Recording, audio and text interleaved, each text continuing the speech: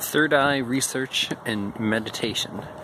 I wanted to make a video about this topic because I was thinking about making a video about servitor creation, and I realized to make videos on occult and magic stuff that's like more out there, I gotta lay the groundwork by talking about the different kinds of meditation and intuitive information and the benefits of those kinds of things before I, talk about the more zany occult stuff. So, the background where I'm coming from this kind of thing is after about 5 years of normal kind of meditation, I started to incorporate chakras and Kundalini yoga or Kundalini meditation into my normal meditation routine, and found the benefits of it to be pretty good, and that's why I'm talking and making a video about it now. So I learned about that kind of interaction with meditation through Joseph Campbell's books, is where I learned about chakras and Kundalini yoga. In his one book about comparative mythology, like collected essays on it, he talks about how most people are living in the animal chakra or the root chakra. And I think this is pretty much true for most people. I've seen infographics talking about how this percent of people operate or live on this chakra, and this percent of people are on this other one, but I think it's generally true that most people are on the animal chakra and just haven't raised the Kundalini above that at all.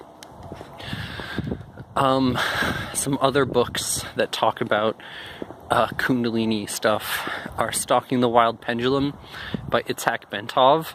He has some different views or beliefs than me, but I thought that was really cool because he studies the physical effects on the body that people had from activating their Kundalini.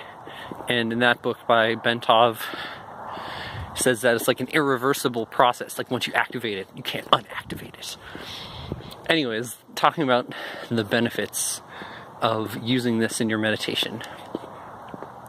For me, as an artist, when you visualize something in the mind's eye, you're building it up piece by piece. Whereas the kind of intuition you get in a third eye vision or your mind's eye, they call it the Ajna chakra. I just refer to it as the purple chakra. Usually I like to refer to them as the colors. It's different. Intuitive information is different than thinking or feeling information. You just get this big chunk of data or a block of intuitive information, and you have to process it all in one go, or just take your time scanning, looking over it. Whereas in your mind's eye, when you're imagining a drawing or a painting and you're building it up, for example, a face, you're painting or drawing the face, you gotta imagine the nose, work on that for a bit, and then imagine the lips and the eyes, and then you gotta slowly build it up. This contrasts with a chunk of intuitive information you would get, where it just pops in your mind, all one thing, you gotta look it over. That's how I kind of want to explain to people how intuitive information is different. It's a different class of information altogether. So, Kundalini and chakras, they're their own independent thing, but they work together by raising up the Kundalini energy. Just a quick definition of that: it's like serpent energy, serpent power, or serpent fire. You unwind it, raise it above, you raise it up. You're bringing it up from the root chakra, and you spend a bit of time on each of the different chakras. You eventually get to the crown chakra. In the book Kundalini Yoga, Carl Jung, he doesn't mention the crown chakra. That was something that was weird to me, how he just mentions the first 6, but he doesn't mention the crown chakra of white light. And I was talking about this with someone else, and he said, yeah, he never got to the crown chakra, and that's why he was never enlightened, because he was really close, but he didn't quite make it. And I thought, well, you know, maybe he was enlightened. Wrote a lot of good books. I digress. Another example of how intuitive information is of a class different than thinking or feeling. Let me give you an example from a dream I had. I was lucid dreaming, and I wanted to data mine for writing. And I was going around in this place, and I was getting information coming to me. Not like it was me thinking it up, feeling it up. It was as if I was getting a knowledge download, on the place that I was going around and exploring in the dream. As if I was reading it on a piece of paper in front of me.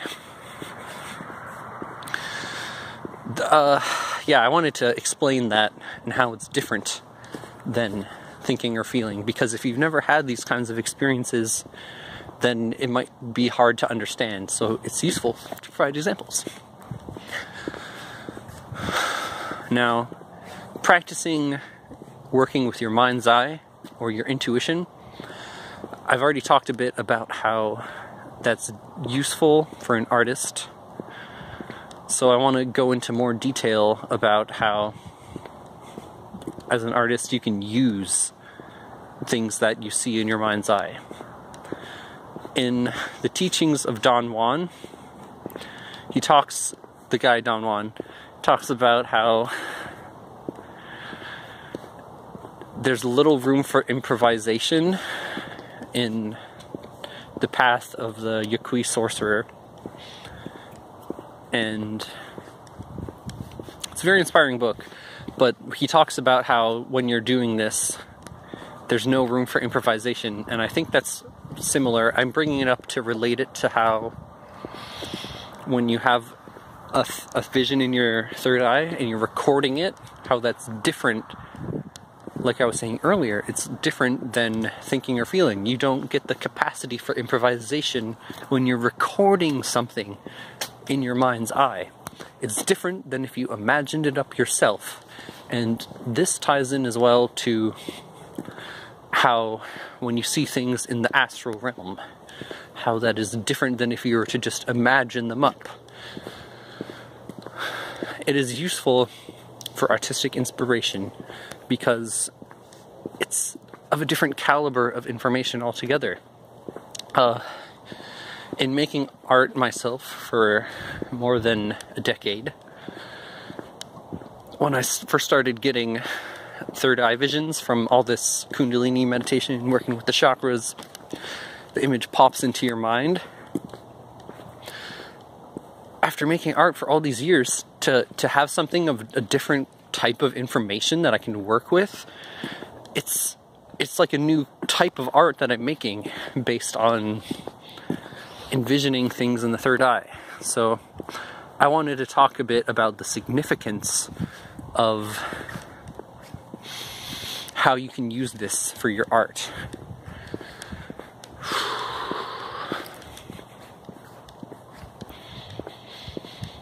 Is there anything else I want to bring up about this while I'm on the topic of this kind of meditation?